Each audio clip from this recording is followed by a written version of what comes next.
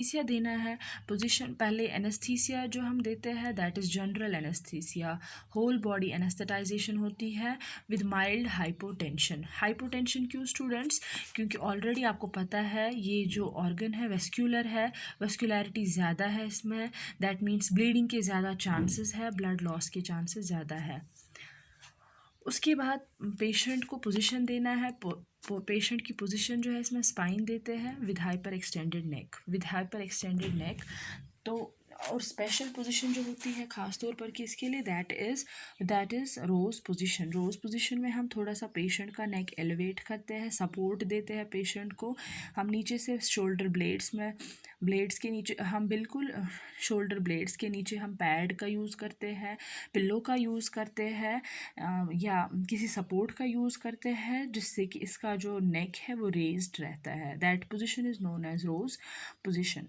After giving the patient position, we go for presurgical skin wash and draping. What is presurgical skin wash? वो technique है जिसमें हम solution use करते हैं, Betadine solution use करते हैं, सर्जिकल साइट को क्लीन करते हैं टू प्रिवेंट द इन्फेक्शन।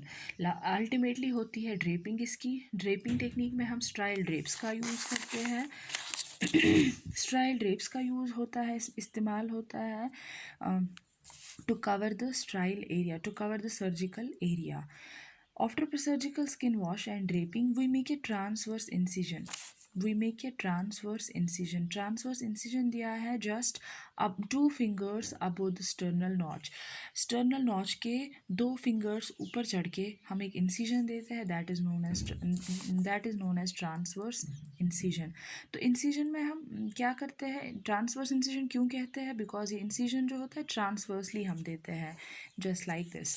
उसके बाद हम incision जब दिया तो स्किन कट हुआ, प्लेटिस्मा कट हुआ। इन 2 स्किन फ्लैप्स को हम क्या करते हैं, एलिवेट करते हैं। एक स्किन फ्लैप को अपर साइड एलिवेट करते हैं, एक स्किन फ्लैप को लोअर साइड एलिवेट करते हैं। जो स्किन फ्लैप एलिवेट होता है इसको एलिवेट करते हैं up to the thyroid cartilage. Lower side skin flap elevate करते हैं up to the sternal notch.